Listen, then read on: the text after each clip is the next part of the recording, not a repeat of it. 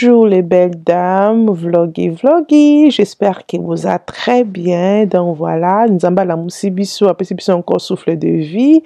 Donc voilà, toujours na rôle qui bon mama, wana la muki, basani nanga na sokola ki na poko avant que na lala, na moniki e kauki, na zo longolango, na zo chango, donc na zo classe on a ba armoire quoi ka ndenge zalaka, wana tutikelika ngana kelisia, batutu na ndako babimi, tutikelina makopa, moi nanga oyo regarder nga ton okole na bokoko nanga no tikala kana kilisia. Donc voilà,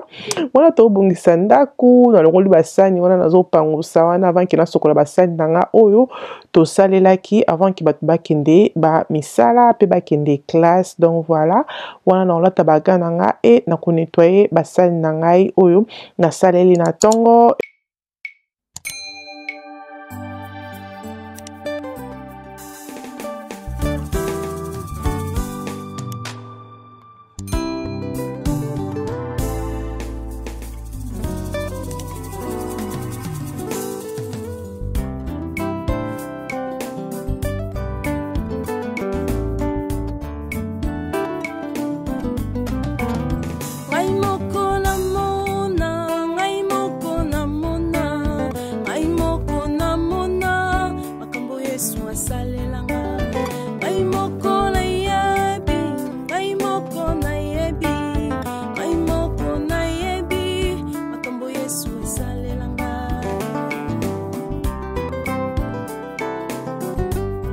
Ok ma belle, après que sokola basani nangai et là na ko nettoyer lavabo nangai pour le lassement ba mafuta et tout. Donc pour na estikala toujours propre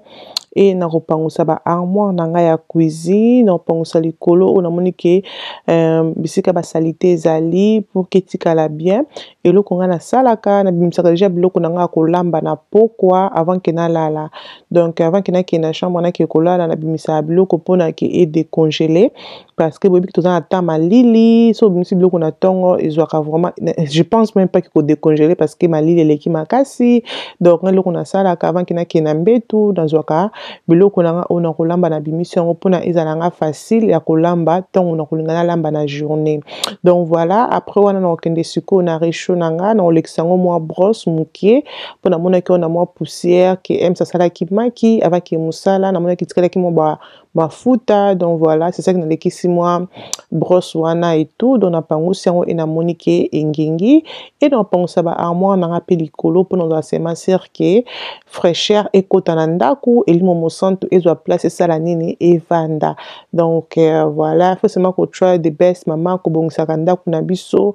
banda ko ebele na poto awa vraiment eza salité banda ko ebele ba congolaise eza salité tozala vraiment makasi tosala makasi ba mama tozala ndako ya munene tozala ndako ya muke sala effort ya kotika ndako na yo ezala propre. Tant to bongisa bandako na biso to bongisa bandako na biso te pona bato bazo ya kotala biso to bongisa bandako na biso pona biso moko bato to vandaka na bandako ezala biso propre. Donc après wana na ko tia blamba nga la machine et là nazo sala o ezali vanish. Donc voilà na tia de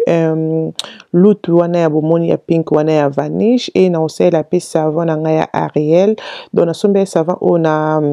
Costco, dans un qui en 100 et dans celle déjà 50. Donc et denga vraiment qui a consommé mike na sepeli nango. Donc voilà, et là na côté blamba la machine parce que nga na sokola blamba chaque 2-3 jours na sokola blamba pour bébé 15 na bana mike bazo kindara ba classe. Donc vraiment blamba ma belle et soko pakanda kunanga ina ndenga mukete. Bon voilà, on a côté blamba la machine comme bomoni après na okanga machine nangai et na kwa siko cha parfum blamba oh donc parfum na biso sala ka blamba na sola kitoko. Donc voilà, tant soko blamba faut toujours ko chaka ba parfum pour blamba na ebima na odeur kitoko so type parfum to soza muto bimisaka solo okomona ke blamba no koza toujours na solo. Donc faut toujours ko créer ki ko cha parfum pour blamba na sola kitoko. Donc après wana na ko kota soko na cuisine na sali déjà na sokoli na sali exercice na ngai et na esko na cuisine pour na kolamba na ko vraiment ko lia pondu l'autre zo lia pondu. Donc voilà, voilà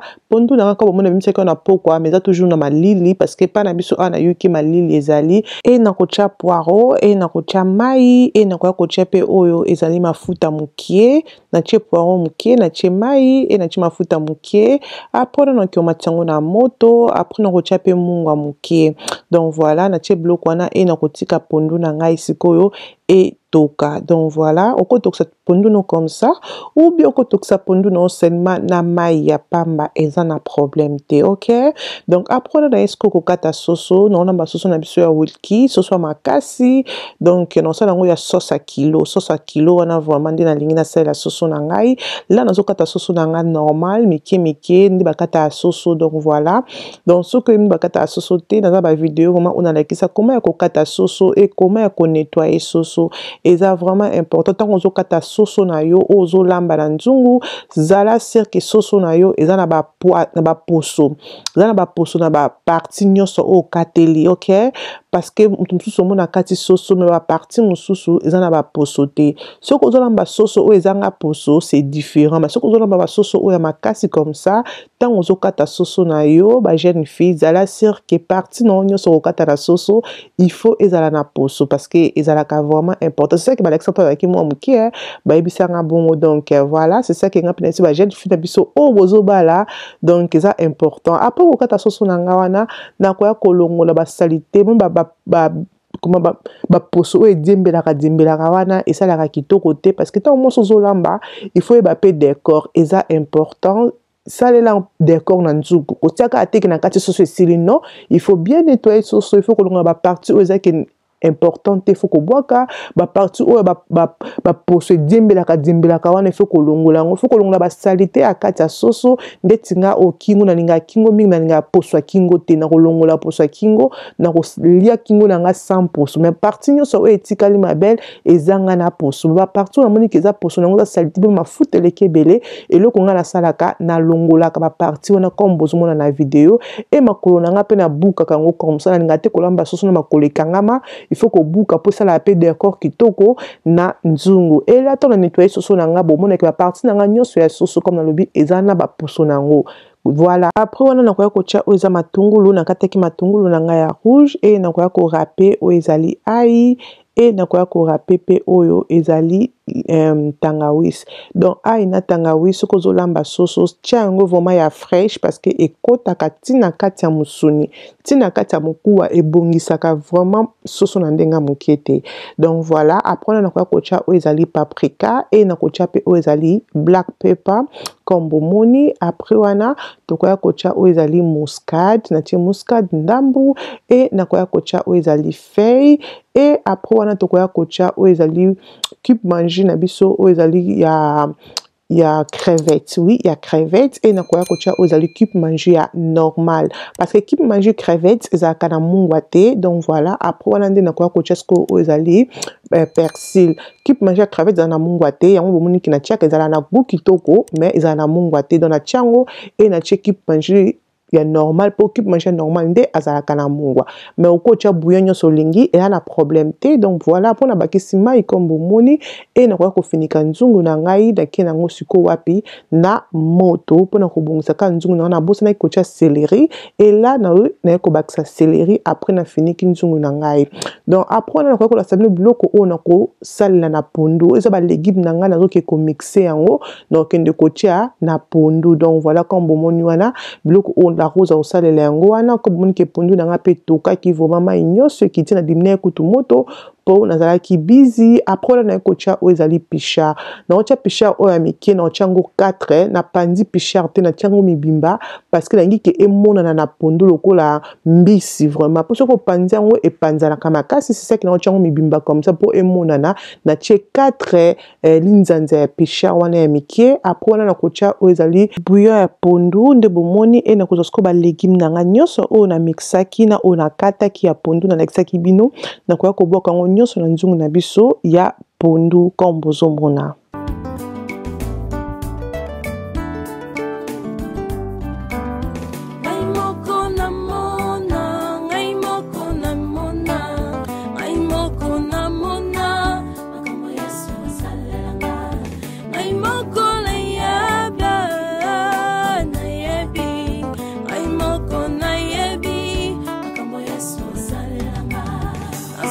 Après wana ba belle dame na kotala sko pondu na ngai na ngi sko na chango lutu kombo moni pona balolango esangana na ba légumes nyonso oto chaki. Donc voilà wana pondu na ngi se mélanger très bien moni ke pondu na ngi zo toka bien likambu na moto te. OK,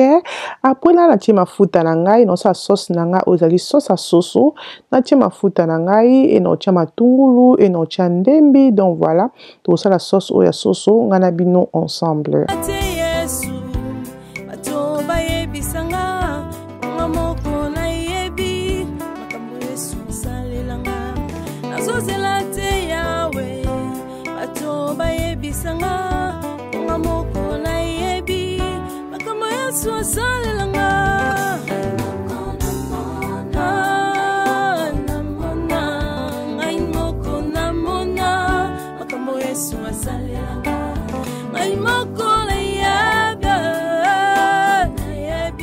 Et voilà, là na yekota la sauce nanga na check on gris nanga oyo parce que na ngeki na salon na mafuta sunte ezala trop mafuta bobi ke soso ya olika ezala trop mafuta donc na préféré na salé na gris pour ezala nga mafuta moins. Donc voilà, après na yekota la ba légumes nangai o na bande kokalinga na fini quelqu'un parce que na posa ke ba légumes nanga elemba parce que vapeur elembisa kabiloko. Donc voilà, après on na ko cha tomate na cha linzanza nyoso oyo ya tomate comme na tsebino ke soso nanga na posa ke ezala vraiment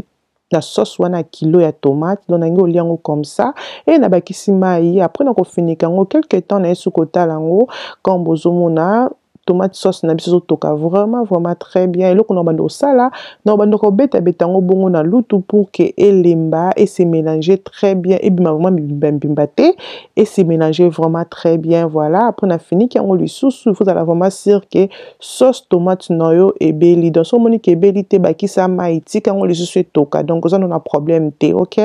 donc voilà et nga na moni penza que sauce tomate nanga boye c'est bon et comme ce ko kalingama na moni pe que ba légumes otocheki na kati ya tomate esangani elembi nde bozomona.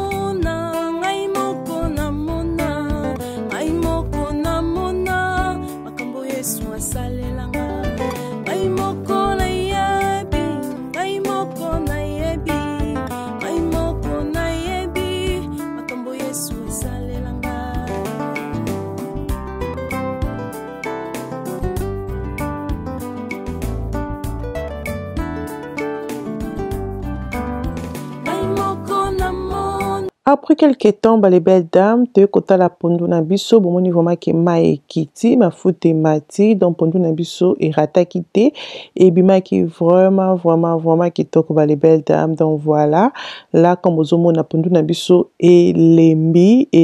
vraiment et bozomo na qui pondu na biso za ba mabako wana, ba mabako poisson auto chaki ya pichard. Donc okocha nyonso lingi na pondu, mais na préférer pichard parce que pichard ça la pondu kitoko. Donc biso na nda kolamba pondu ata tocha ba mbisi mususu mais to mélanger avec pichard comme vous mona pondu na biso maki vraiment kitoko et na bossana koche loko na ngana e bombaka pour que bébé selanga mirte mais malheureusement mir nange beba ki pesenga musala ko nettoyer et voilà soso na biso pe bébé bon que soso na ngi ma foute belete parce que na kalingi sosote na tumba ki yango na gris na biso wana donc ça linga ma foute moins comme bozomona donc soso na biso rata ki tenanga vraiment ezala soupe kilo comme ça c'est ça vraiment que tolinga ki. Donc voilà et na ki ko sala pe ozali mbisi ya kokauka ya muke pa na tikala na ngombisi na kokauka ya suka o ya mike o na tikala ki nango ya ona baki na salon ko na lambi pondu na salon na mbisi ya kokauka o ezali kana kalinga ngo rapide le mot vraiment rapide pe simple soko lingi ba vidéo ezebele na YouTube na sala déjà comment na lamba mbisi na o ya kokauka vraiment simple mais ou na pondu na semoule ma belle moi bière pembeni moi vin pembeni laisse tomber. Donc voilà on a pondu na encore bon na saki bino ki pondu na vraiment ebeli mai ekiti nde eloko nasalaka na suka avant ke nakanga rechaud na nga nadiminaka toujours moto nakotia moto peut-être na 3 et nakotika pondu na ngai ebela malembe ti vraiment mai ekita nde nalingi et regardez-moi ces pondu balebel da bomona ke pondu oyo kaka na misu boye ezomona ke eraté te ok bozomona ke pondu oyo eraté te c'était vraiment bon tokolia pe na bino anyway et là loso na biso pe ebelaki boyebi ke biso na ndako toza bato ya loso bata simul baza moins donc voilà loso na nga pe ebeli donc voilà ba recette na nga esili comme bozomona et regardez-moi biloko na biso ndenge bimi ma belle talaka biloko ozomona kana elongi keno biloko oyo eraté te soso oyo na pondu oyo ezaki 10/10 pondu oyo na mbiso kaka oyo ezaki 20/10 mbiso kaka oyo na pondu ma belle laisse tomber hein okomela na soupe. Ok ma belle, là je suis vraiment fatiguée na komi na mesa nzamba pambola biloko na biso oyo et puis ça biso bonne santé et longola malade nyonso na nzoto au nom de Jésus-Christ amen. Naza vraiment fatiguée et kelisi azana nameki d'abord pondu bimi kitoko mais mafuta la ngana mususu na bakisi na linga abu na ngote mais pondu bimi nice c'est vrai que mafuta na linga abu na ngote parce que mafuta on a ça la kazaki mukie un pondu na ngai c'est comme ça vraiment nice et bon mona ba mbisi on a check na kati ba pichard pondu na biso vraiment lembi vraiment nice. Non mais qu'est-ce qu'on mbisi ya kokauka mbisi na biso tomeka ya kokauka sala ya kokalinga sala on vite fait pour nga kolion comme ça na semoule mbisi ya kokauka rien à dire vraiment simple hein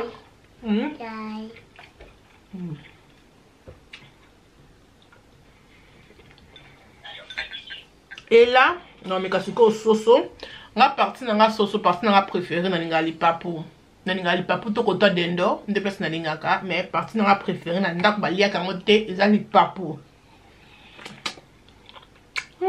soso e bomoni marque ya soso oyo eyeke ekala marque ya pondu oyo pondu mo bwa mai ya pondu mo bwa mai na soso mo bwa ekangama sikoyo soupe nango ekangama wow na soso mo bwa soupe nango ekangama ma belle rien à dire et que vraiment ensemble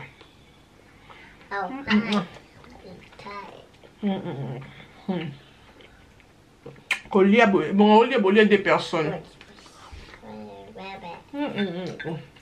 Bye. mais malheureusement non la mutolia n'était bien ah n'était dans les belles dames comme ça c'est bon bon ça c'est un chema kolikolo Bobby. yes maman W. you want to try the chicken This is yeah chicken et tu peux moi pédiper la poussière ma belle pig. koyeba kolamba tambisi yango deja na mbisi pondu na mbisi oyo nalia yango kana fufu nayeka tobango la kosala diet ma belle nasala diet kami moboza bato nakela yango okondi matisa Mommy. so bolingi yango na tani tikala komatiaka na se opréféranga na tani opréféranga na mokia je préfère aller dans comme ça pour ozolia ozosasanga ba régime biloko ya boso moto asala régime kotala te nde nalia po mwasi azemi kotala te soza moto okende mikolo oyo ozobala obo olia bio boye te kotala video te po epesa okanda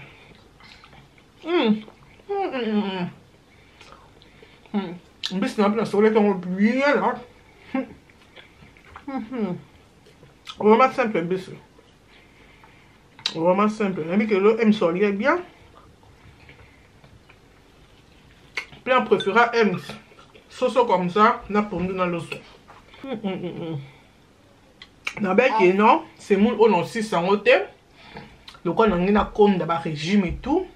mais mote naolia et ça le roi que semoule oyo nosisi yango bomoni yakomata semoule na nasala mokie comme ça pour que la nation ça on dans lia trop na comment préfère na katika muke na che abo pour na lia bloc belé mais c'est mon muke mais moi le côté ça c'est mon long voilà pour donner les autres là na ko toko no musunu tsike ngaka mbiso ka na pondo ozuno chicken pour mbiso ka on est seul na pondo Nali vraiment très bien ma belle. Et là on a tiki azaka pelipilo on a tiki na pondo ya vert, on nali à monter, mais nali na bilina soupe et la silicida c'est mon ma belle tala. C'est mon nanga daki mokie, daki vraiment mokie, bon mon aki yango. Danga si c'est mon thème tellement que bloco daki qui toko ma belle ça. Eh pardon, la rose, silicida c'est ma taille lobi non ça les suies exercices. Là on a ça les exercices mais dans l'accessibilité. On a fait l'exercice de l'accessibilité, mais l'objet encore on fait l'exercice. On fait l'exercice 4 fois dans la semaine. Pour nous, on a fait une année au long. On a fait un mariage, donc c'est ça que nous avons condaté. Non, nous avons condaté. Mais nous avons tout à la fake. Donc, bloc tout est matin à la place dans quoi. Pour nous remarquer que nous avons comme un néné. C'est ça, donc, mais si nous avons ça, la remise d'exercice, 30 minutes chaque temps. 30 minutes là c'est beaucoup on est ici mon autre qui m'a foutu bimi dans autres donc on aller comme ça on aller retard on aller 19h30 on aller retard donc on aller comme ça non 18h30 on aller comme ça on est à 18h30 on aller comme ça on aller sauter donc on met la cam maï na bidon na maï à milai na zana comme ça et on est dans 25 ans, on ça va editing nanga et nous sommes là quand mai sinon que Nicolas on lit encore til lobby na 10h30 11h ndé na lié mais ce nous était ça bon ngala ko lia à bout puis après na lelo donc voilà les belles dames et mon sali régime et mon tiki et mon sali régime et mon tiki motala ka denzoto na ezali ngala zongeli ko sala ba exercice non ça la régime té mais on sala ba exercice na zongeli yango pour nzoto nanga et comme un fic quoi ndé na lingi mais on sala régime té donc on a ngité ko konda na ko konda té donc voilà voilà les belles dames on le voit mingité na comme vraiment cassé cuisine nanga péjan sur le bassin et tout c'est déjà propre et là d'accord sur la bassin on a lili pour ngazala bon na sur la bassin mbala moko après on a vandi mbala moko donc d'accord sur la bassin on a lili après na tchama kolikolo voilà les belles dames si vous avez un vlog oyo j'espère que vlog oyo c'est pélicibino nebi que pe na musika omeliso et rosale lo côté ma belle mais na kaka soyi donc au monde to lambi so moni que c'est pélici au kosa lango pe au kosa lango pas na obolier donc voilà repas au pour ma ponduna soso comme ça repas l'épisode préféré pour tout le monde allié à sauf personne donc repas l'épisode préféré donc voilà la tiki bino vous allez bien nzambe abomba biso ko santé vous allez abonner ko aimer ko partager vidéo et ko sala nga bien makasi là na ko tchama ko nanga likolo ma belle bye bye c'est bye Bye. ok c'est bye Bye. bye